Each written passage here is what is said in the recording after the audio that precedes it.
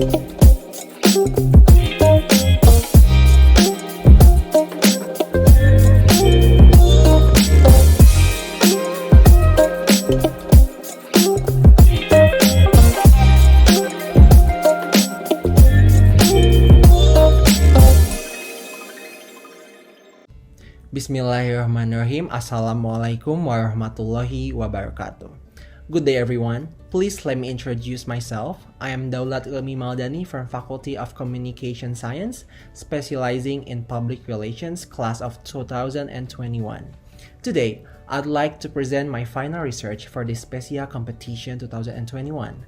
Before I present it, I'd like to thank everyone who has been involved in this research, especially to my supervisor, Mr. Eric Setiawan as MECOM, for the endless support and help throughout this time.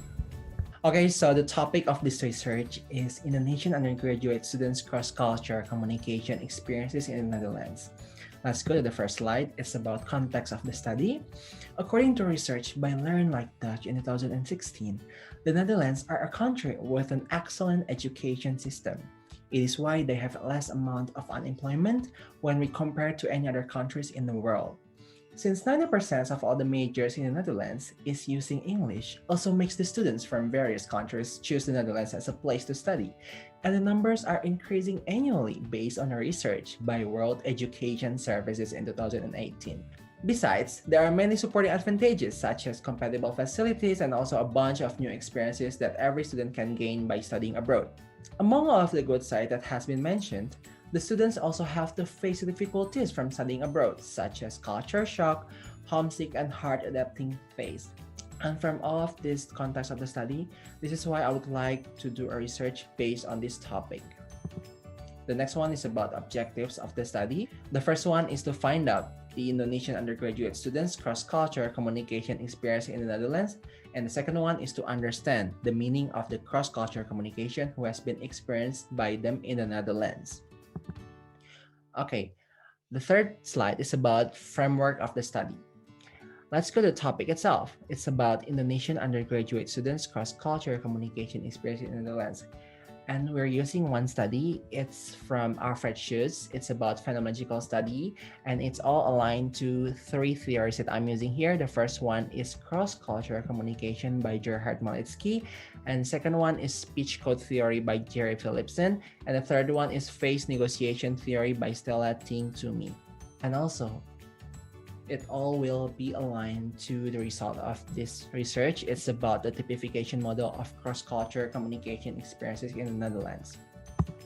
Moving on to the research methodologies.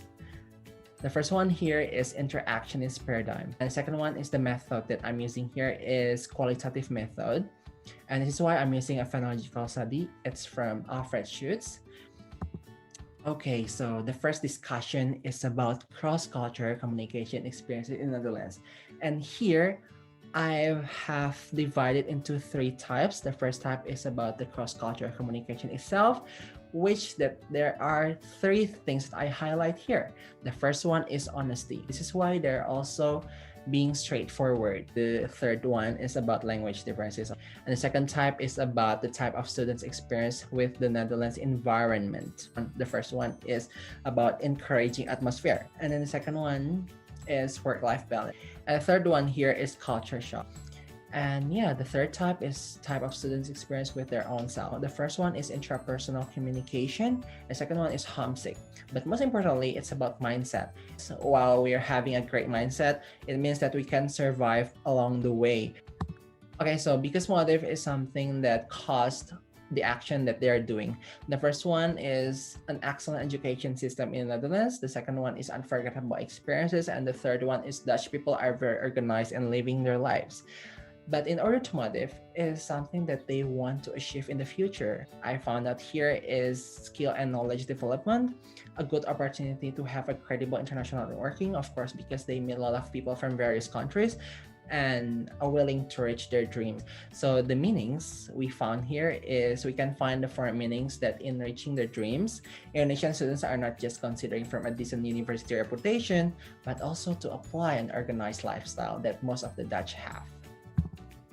Okay, so this is the result of the research here. It's the typification model of cross-cultural communication experienced in the Netherlands. So as you can see, there are 3 types that I've divided on the first discussion. The first type is the type of students' experience with the Netherlands environment, which we have here: encouraging atmosphere, work-life balance, and culture shock. And the second type is the type of students' experience of the cross-cultural communication itself. And the first one, we have honesty, straightforwardness, and language differences. And the third type is the type of students' experience with their own self. We have this interpersonal communication, homesick, and mindset, and it's all aligned, right?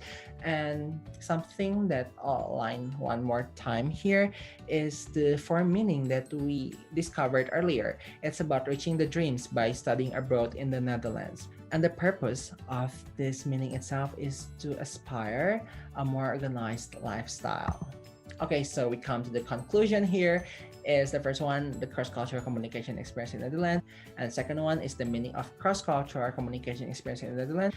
And the third one, aka the last one, is the typification model of cross-cultural communication experiences in the Netherlands. I guess that's all from me. I hope you all are staying safe. Thank you for your attention. Assalamualaikum warahmatullahi wabarakatuh.